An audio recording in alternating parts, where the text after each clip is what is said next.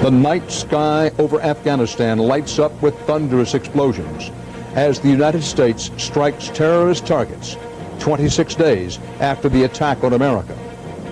We will not waver. We will not tire. We will not falter. And we will not fail. This is the CBS Evening News with Dan Rather. Continuing coverage of America Fights Back.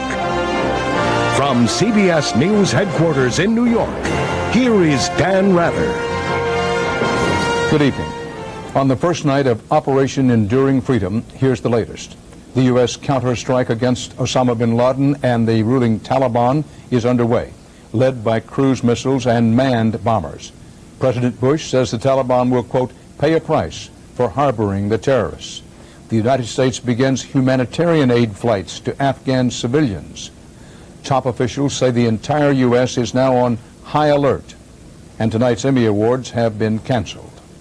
We begin tonight with CBS News national security correspondent David Martin, who's monitoring developments at the Defense Department. David? Dan, the airstrikes began at 30 minutes past noon and will continue for a few hours more. They are targeting both Osama bin Laden's training camps and Taliban military installations. Many of the strikes were around the city of Kandahar, where the Taliban rulers are based. Defense Secretary Rumsfeld said these initial strikes are designed to clear the way for future operations.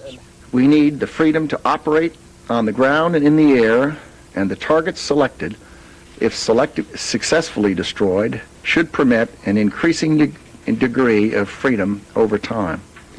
B-2 stealth bombers flew non-stop from the U.S., while other long-range bombers took off from the island of Diego Garcia.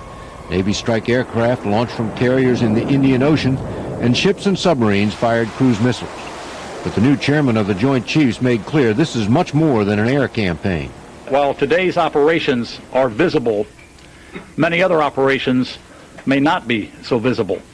But visible or not, our friends and enemies should understand that all instruments of our national power are being brought to bear on this global menace.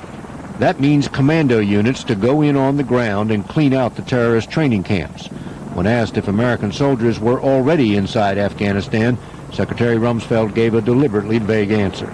If we had significant numbers of U.S. military on the ground, it would have been known.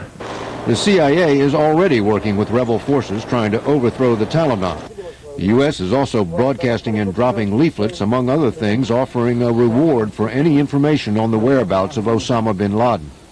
With bombs still falling on Afghanistan, 2 American cargo planes airdropped food and other humanitarian supplies into parts of Afghanistan where thousands are starving. This first day of airstrikes was intended to hit dozens of targets throughout Afghanistan. It will end when day breaks in Afghanistan, but resume when darkness falls again. Dan? David Martin at the Pentagon, thanks. For the Afghan rebels, today's Allied airstrikes open a new and dramatic chapter in their long, hard battle against the ruling Taliban. Our Jim Axelrod is inside Afghanistan and filed this first-hand report by video phone just moments ago. We're coming to you from a mountaintop about 20 miles northeast of Kabul. If the picture looks a little dark to you, it's because we've been told to use very little light.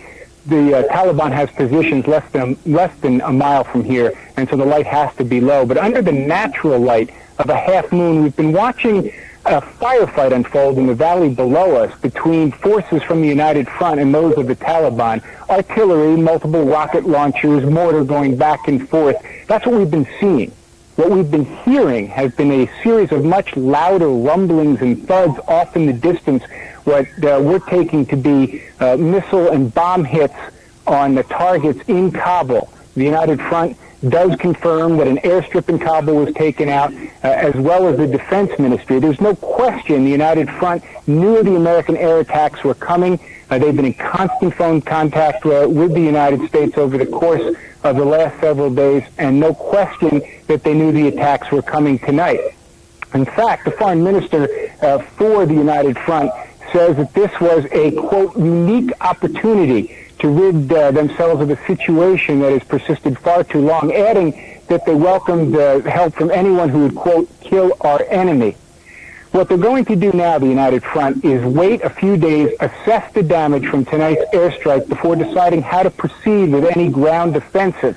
However, they are expecting the damage to be significant enough to allow advances of ground troops all the way into Kabul.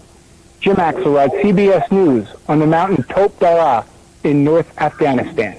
When he talks about advancing in Kabul, he's talking about the so-called Northern Alliance troops, not U.S. troops, of course.